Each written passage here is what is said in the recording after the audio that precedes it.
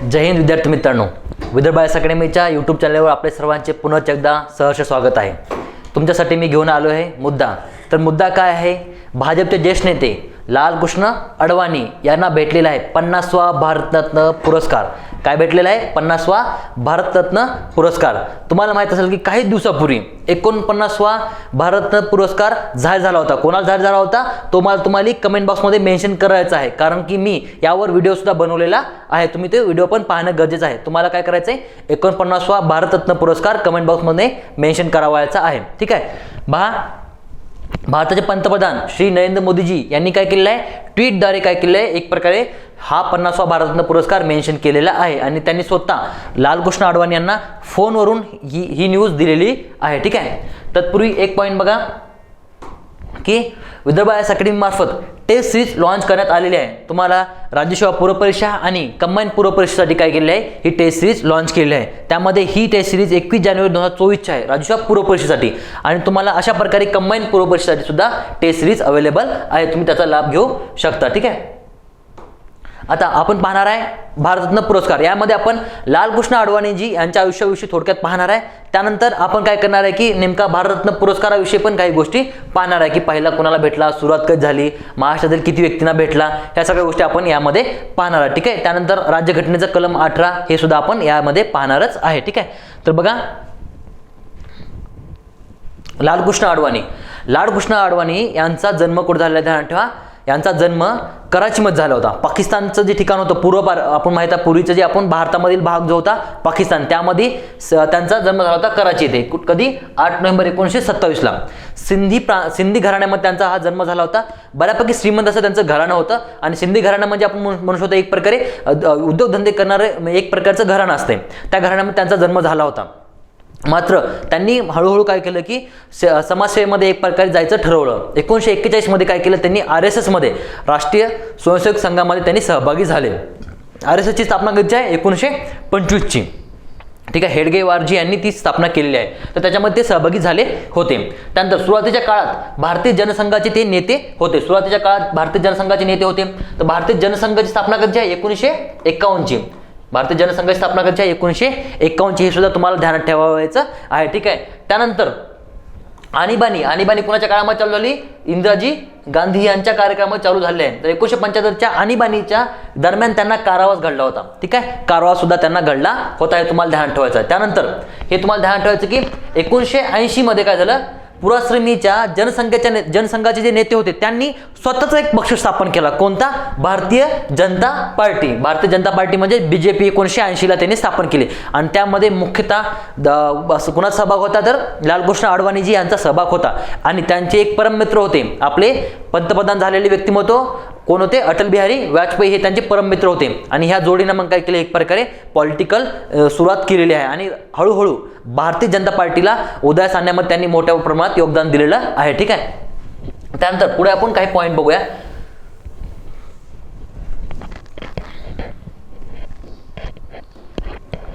पहा, त्यानंतर भाजपच्या स्थापनेनंतर त्यांनी काय केलं? एक प्रकारे भाजपच्या स्थापनेनंतर ते 1986 पर्यंत त्यांनी पहिल्यांदा पक्षाचे अध्यक्षपद बनवलेले आहेत। स्थापनेनंतर ते 1986 मध्ये पहिल्यांदा ते काय झाले? भाजपचे जे पक्षाचे अध्यक्षपद झालेले प्राप्त केलेले आहे पुन्हा लालकृष्ण अडवाणीनं। त्यानंतर 1986 ते 1990, कधी? 1986 ते 1990 दरम्यान काय केलं त्यांनी? ते अध्यक्ष होते। 1986 ते 1990 पर्यंत ते अध्यक्ष होते। त्यानंतर 1993 ते 1998, 1993 ते 1998 आणि 2004 ते 2005 या कालावधीत ते देखील लालकृष्ण अडवाणी म्हणजे एक प्रकारे काय होते? अध्यक्ष होते। म्हणजे 1986 ते 1990, परत 1993 ते 1998, आणि परत 2004 ते 2005 मध्ये ते भारतीय जनता पक्षाचे कोण होते? अध्यक्ष होते। तुम्हाला कमेंट बॉक्समध्ये सांगायचं की सध्या भारतीय जनता पार्टीचे अध्यक्ष कोण आहेत, ठीक आहे। हे तुम्हाला ध्यान ठेवायचं आहे। याच्यापूर्वी अमित शहा होते, ठीक आहे, ते तुम्हाला ध्यान ठेवायचं। त्यांच्यापूर्वी कोण होते? राजनाथ सिंह होते, आणि त्यांच्यापूर्वी कोण होते? नितीन गडकरी। तर तुम्हाला सध्याचे तुम्हाला काय करायचे? तर BJPचे अध्यक्ष मेन्शन करायचे कमेंट बॉक्समध्ये, ठीक आहे। हे समजलं? त्यानंतर लालकृष्ण अडवाणी यांनी मोरारजीभाई देसाई यांच्या कार्यकाळामध्ये काय केलं होतं? जे जनता पक्षाचा कार्यकाळ म्हणत होतो त्या कार्यकाळामध्ये सुद्धा एक पद भूषवलं होतं त्यांनी, ध्यानात ठेवायचं आपल्याला। प्रसारण मंत्री हे पद सुद्धा त्यांनी भूषवले होते, ठीक आहे। नंतर बघा, खासदार हे पद म्हणून त्यांनी जवळपास 3 दशक म्हणून सुद्धा एक प्रकारे कार्य केलेलं आहे. ठीक आहे. त्यानंतर माजी पंतप्रधान अटल बिहारी वाजपेयी यांच्या सरकारमध्ये त्यांनी काय केलं आहे, अडवाणी यांनी 1999 ते 2004 मध्ये देशाचे उपपंतप्रधान म्हणून काय केलेलं आहे, पद भूषवलेले आहे. उपपंतप्रधान म्हणून पद भूषवलेले आहे. कोणाच्या कार्यकाळामध्ये, अटल बिहारी वाजपेयी यांच्या कार्यकाळामध्ये. हे तुम्हाला ध्यानात ठेवायचं आहे. ॲक्च्युअलमध्ये भारतीय जनता पार्टीमध्ये लालकृष्ण अडवाणी यांचं प्रस्थ खूप मोठं होतं. ॲक्च्युअलमध्ये ते पंतप्रधान पदाचे दावेदार होते, परंतु त्यांनी निस्वार्थी वृत्तीनं काय केलं, एक प्रकारे म्हणू शकतो आपण, अटल बिहारी वाजपेयी यांना पंतप्रधान पदाचे उमेदवार म्हणून घोषित केलं होतं आणि मग वाजपेयी हे PM सुद्धा झालेले आहेत. ठीक आहे.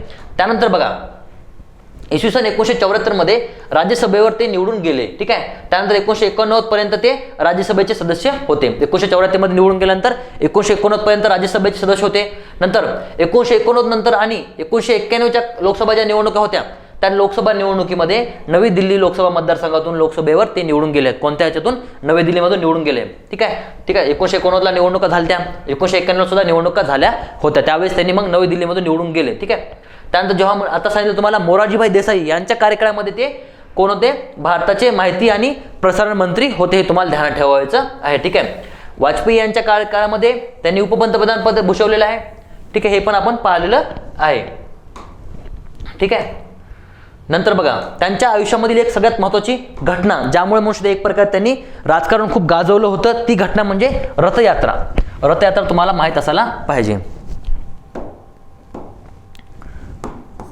रथयात्रा झाली होती राम मंदिर निर्माण समितीची. ठीक आहे. राम मंदिर निर्माण समितीची रथयात्रा होती, तुम्हाला ध्यानात ठेवायची आहे. भगवान श्रीराम मंदिर स्थापनेसंबंधी ही रथयात्रा होती, आपणास दिसून येते. ठीक आहे. आणि ही यात्रा सप्टेंबरमध्ये चालू झाली होती, सप्टेंबरमध्ये. ठीक आहे. सप्टेंबर 1990 मध्ये सोमनाथ येथून. कुठून, सोमनाथ येथून.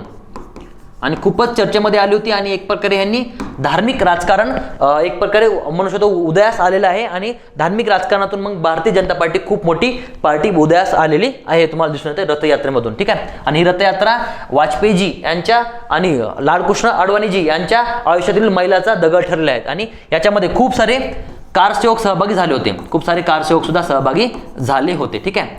ही रथयात्रा खूप महत्त्वाची आहे. ठीक आहे. त्यानंतर आपण पुढचा पॉईंट बघूया. हे समजलं. आता कलम 18, राज्यघटनेचा कलम 18 काय आहे, किताब नष्ट करणे. ठीक आहे. तर आपल्याला माहित पाहिजे किताब नष्ट करण्यामधले हे 4 महत्त्वाचे पॉईंट, त्याविषयी आपण थोडक्यामध्ये पाहणार आहे. बघा, सेनाविषयक एखादं सेनाविषयक म्हणू शकतो मेडल आहे, म्हणजे जशामध्ये शौर्य चक्र, वीर चक्र, परमवीर चक्र. ठीक आहे. हे आहेत. किंवा विद्याविषयक जसं डॉक्टरेट वगैरे पदवी आहे. ठीक आहे. अशा प्रकारचे हे सोडून म्हणजे नसलेला, मानविशेष नसलेला असा कोणताही किताब राज्याकडून प्रदान केला जाणार नाही. फक्त तुम्हाला सेनाविषयक आणि म्हणू शकतो विद्याविषयक पदक दिले जाऊ शकतात, हे तुम्हाला ध्यानात ठेवायचं आहे. ठीक आहे. त्यानंतर भारताचा कोणताही नागरिक कोणत्याही परकीय देशाकडून कोणतेही किताब स्वीकारणार नाही. कोणत्याही परकीय देशाकडून भारताचा नागरिक असे किताब स्वीकारणार नाही, ध्यानात ठेवा. आणि भारताची नागरिक नसलेली कोणतीही व्यक्ती, एखादी व्यक्ती भारताचा नागरिक नाही, ती राज्याच्या नियंत्रणाखालील कोणतेही लाभाचे किंवा विश्वासाचे पद धारण करत असताना राष्ट्रपतीच्या संमतीशिवाय कोणत्याही परकीय देशाकडून कोणताही किताब स्वीकारणार नाही. जर एखादी भारतीय सदस्य नाही, ती व्यक्ती भारतीय नागरिक नाही, समजा उदाहरणामध्ये राष्ट्रदूत आहे, एखाद्या देशाचा राजदूत आहे, तो व्यक्ती जर भारताच्या कार्यकाळामध्ये असेल, क्षेत्रामध्ये असेल आणि भारताशी त्याची निष्ठा असेल, तर तो राष्ट्रपतीच्या संमतीशिवाय कोणत्याही देशाचं पदक घेऊ शकत नाही, हे तुम्हाला ध्यान ठेवायचं आहे. नंतर राज्याच्या नियंत्रणाखालील कोणत्याही लाभाचे किंवा विश्वासाचे पद धारण करणारा कोणताही व्यक्ती, आता भारतामधील कोणताही व्यक्ती राष्ट्रपतीच्या संमतीशिवाय परकीय देशाकडून काय करू शकत नाही किंवा त्याच्या नियंत्रणाखालील कोणत्याही प्रकारची कोणती भेट, वितलब्धी किंवा पद स्वीकारणार नाही. तर भारतीय नागरिक सुद्धा परकीय देशाकडून राष्ट्रपतीच्या संमतीशिवाय कोणते पद धारण करू शकत नाही, असं ध्यान ठेवायचं. म्हणजे कलम 18 काय केलेलं आहे, तुम्हाला किताब नष्ट केले. जसे राजे महाराजांचे राव बहादूर, राजकुमार असे जे पद राहायचे ते पद नष्ट केलेले आपल्याला दिसून येतात, हे तुम्हाला ध्यान ठेवायचं आहे. बघा, जो भारतरत्न पुरस्कार आहे याविषयी आपण थोडक्यात हिस्ट्री बघूया. भारतरत्न पुरस्काराची सुरुवात झाली आहे 2 जानेवारी 1954. ठीक आहे. आणि भारताचा सर्वोच्च नागरिक पुरस्कार आहे. ठीक आहे. एका वर्षात जास्तीत जास्त 3 जणांना दिला जातो. आतापर्यंत एकदाच 1999ला 4 जणांना तो पुरस्कार देण्यात आला होता, हे तुम्हाला ध्यान ठेवायचं आहे. स्वरूप काय आहे तर ध्यान ठेवा, राष्ट्रपतीच्या स्वाक्षरीत असलेले पिंपळाच्या पानाचे पदक. ठीक आहे. राष्ट्रपतीच्या स्वाक्षरीत एक सनद भेटते आणि पिंपळाच्या पानाचे पदक सुद्धा त्यांना भेटले जाते, हे तुम्हाला ध्यानात ठेवायचे. ठीक आहे. पहिले विजेते 3 व्यक्तिमत्व होते, हे तुम्हाला चित्र दिसत असेल, त्या चित्रामध्ये बघा CV रमन. ठीक आहे. तिकडे नंतर डॉक्टर सर्वपल्ली राधाकृष्णन आणि त्यानंतर म्हणू शकतो आपण एक प्रकारे सी राजागोपालाचारी, ह्या 3 व्यक्तिमत्वांना स्टार्टिंगला भेटलेला आहे. ठीक आहे, हे तुम्हाला ध्यानात ठेवायचं आहे. आता बघा, आतापर्यंत 48 जणांना मरणोत्तर पुरस्कार भेटलेला आहे आणि 16 जणांना मरणोत्तर पुरस्कार भेटला आहे. 48 जणांना पुरस्कार भेटला होता. ठीक आहे, 49वा व्यक्तिमत्व आपण बघितले, कोण आहे तर कर्पूरी ठाकूर. आणि 50 व्यक्तिमत्व कोण बघितले आपण आता सध्या, लालकृष्ण अडवाणी. तर एकूण किती जणांना भेटलेला आहे, 50 जणांना हा पुरस्कार भेटलेला आहे, तुम्हाला ध्यान ठेवायचं आहे. आणि त्याच्यामध्ये 16 जणांना मरणोत्तर पुरस्कार भेटलेला आहे. कर्पूरी ठाकूर यांना सुद्धा मरणोत्तर पुरस्कार भेटला होता. ठीक आहे, हे तुम्हाला ध्यान ठेवा. आणि मरणोत्तर पुरस्कार प्राप्त व्यक्ती लाल बहादूर शास्त्री हे पहिले व्यक्तिमत्व ठरले होते, तुम्हाला ध्यान ठेवायचे. आणि सर्वात तरुण विजेते कोण आहे, सचिन तेंडुलकर यांना क्रीडा क्षेत्रामध्ये भेटला 2014 साली. ठीक आहे, तुम्हाला ध्यान ठेवायचे. आणि सर्वात वयस्कर मध्ये कोण आहे तर जिवंतपणी म्हणू शकतो आपण, वयस्कर मध्ये महर्षी धोंडो केशव कर्वे यांना 100व्या वर्षी त्यांना वयाच्या भेटला होता, हे तुम्हाला ध्यान ठेवायचे. भारतीमध्ये खान अब्दुल गफार खान यांना भेटलेला आहे. नंतर नेल्सन मंडेला यांना सुद्धा 1990ला भेटलेला आहे. आणि नैसर्गिक नृत्या भारतीय नागरिकत्व प्राप्त व्यक्ती म्हणून म्हणू शकतो कुणाला भेटलेला आहे, मदर तेरेसांना पुरस्कार भेटलेला आहे, हे तुम्हाला ध्यानात ठेवायचं आहे. तुम्हाला आणखी एक महत्त्वाचा पॉईंट ध्यानात ठेवायचा की सर्वात वयस्कर मरणोत्तर जर पाहिले तर मदन मोहन मालवीय 153 वर्ष. ठीक आहे. त्यानंतर सर्वाधिक भारतरत्न प्राप्त याच्यामध्ये राज्य कोणते आहेत तर महाराष्ट्र 9 आणि उत्तर प्रदेश म्हणू शकतो 8, हे तुम्हाला ध्यान ठेवायचं. आणि आता महाराष्ट्र जे लालकृष्ण अडवाणी आहेत ते सुद्धा आपण महाराष्ट्रामध्ये टाकू शकतो, कारण की त्यांनी जेव्हा पार्टिशन झाल्यानंतर त्यांनी स्थलांतरित होऊन मुंबईमध्ये ते स्थायिक झाले होते, त्याच्यामुळे आपण हे 10चा आकडा आपण करू शकतो. ठीक आहे, हे तुम्हाला ध्यान ठेवायचं. आतापर्यंत 2 वेळा हा पुरस्कार रद्द करण्यात आला होता, हे तुम्हाला ध्यान ठेवायचं आहे. 1977 ते 1980 आणि 1992 ते 1995. आणि सुरुवातीला मरणोत्तर पुरस्कार दिला जायचा नाही. 1966ला ते पहिल्यांदा दिल्यात आला. आणि पहिले व्यक्तिमत्व कोण ठरले आहेत तर लाल बहादूर शास्त्री. ठीक आहे. नंतर 2011 पूर्वी ध्यानात ठेवा की फक्त साहित्य, विज्ञान, कला आणि सार्वजनिक सेवा या 4 क्षेत्रामध्ये दिला जायचा. कोणत्यामध्ये, साहित्य, विज्ञान, कला आणि सार्वजनिक सेवा या क्षेत्रात दिला जात होता. 2011 पासून आता काय केलंय, कोणत्याही क्षेत्रामध्ये हा पुरस्कार देणं चालू केलेलं आहे. 2011 पासून कोणत्याही क्षेत्रामध्ये हा पुरस्कार देणं चालू केलेलं आहे. ठीक आहे. त्यानंतर आपण महत्त्वाचा पॉईंट पाहणार आहे.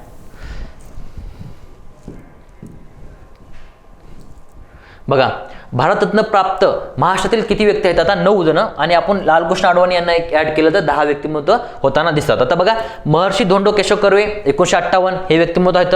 ठीक आहे. पावा काने 1963चे. नंतर आचार्य विनोबा भावे 1983चं भूदान चळवळी संबंधीचं महत्त्वाचं व्यक्तिमत्व आहेत ते. नंतर डॉक्टर बाबासाहेब आंबेडकर 1990चे ध्यान ठेवा. जमशेदजी टाटा. ठीक आहे. नंतर 1992चे लता मंगेशकर 2001चे. ठीक आहे. नंतर पंडित भीमसेन जोशी 2008चे. नंतर सचिन तेंडुलकर 2014 आणि नानाजी देशमुख सांगलीचे व्यक्तिमत्व 2019चे. आपण हे ध्यानात ठेवू शकतो. ठीक आहे. आणि अलीकडील काही भारतरत्न पुरस्कार विजेते जर पाहिले, त्याच्यामध्ये CN राव 2014 या व्यक्तिमत्वाचं निधन झालेलं आहे, त्याच्यामुळे यांना एक्झाममध्ये विचारले जाण्याचे चान्सेस आहेत. ठीक आहे. सध्या त्यानंतर सचिन तेंडुलकर 2014, मदन मोहन मालवीयजी 2015, अटल बिहारी वाजपेयीजी 2015, प्रणव मुखर्जी 2019, भूपेन हजारिका 2019 आणि नानाजी देशमुख 2019. आणि सध्या जननायक कर्पूरीजी ठाकूर यांना भेटलेला आहे. ठीक आहे. कर्पूरजी यांना भेटला 49वा आणि अडवाणीजी यांना भेटलाय 50वा. हे तुम्हाला ध्यानात ठेवायचे आहेत. ठीक आहे. अशा प्रकारे आपण भारतरत्न पुरस्काराविषयी सर्व पॉईंट पाहिलेले आहेत. त्यानंतर फक्त एक पॉईंट ध्यानात ठेवा की जी आपली अग्रक्रम तालिका असते, त्या अग्रक्रम तालिकामध्ये भारतरत्न पुरस्कार व्यक्तींना काय केलं जातं, एक प्रकारे 7A नंबरची रँक दिली जाते. किती, 7A नंबरची रँक दिली जाते. ठीक आहे. तुम्हाला ध्यान ठेवायचं आहे. पहिल्या क्रमांकाचा प्रेसिडेंट आहे, नंतर व्हाईस प्रेसिडेंट आहे, उपराष्ट्रपती, नंतर 3 नंबरला पंतप्रधान आहे. अशा प्रकारे 7A क्रमांकाला भारतरत्न पुरस्कार प्राप्त व्यक्तींना मेन्शन केलं जातं. हे तुम्हाला ध्यानात ठेवायचे आहे. ठीक आहे. समजलं. अशा प्रकारे. आणि शेवटी तुम्हाला एक क्वेश्चन विचारतो, तो क्वेश्चन तुम्हाला काय करायचं, आन्सर करायचा आहे. तो क्वेश्चन असा आहे की कोणत्या वर्षीपासून भारतरत्न पुरस्कार संपूर्ण क्षेत्रामध्ये म्हणजे कोणत्याही क्षेत्रामध्ये देणं चालू केलं आहे. कोणत्या वर्षीपासून भारतरत्न पुरस्कार कोणत्या क्षेत्रामध्ये देणं चालू केलं आहे हे तुम्हाला सांगायचं आहे. तो क्वेश्चन तुम्ही काय करा, त्याचं आन्सर कमेंट बॉक्समध्ये मेन्शन करा. ठीक आहे. तोपर्यंत भेटूया आपण नेक्स्ट लेक्चरमध्ये. जय हिंद, जय महाराष्ट्र.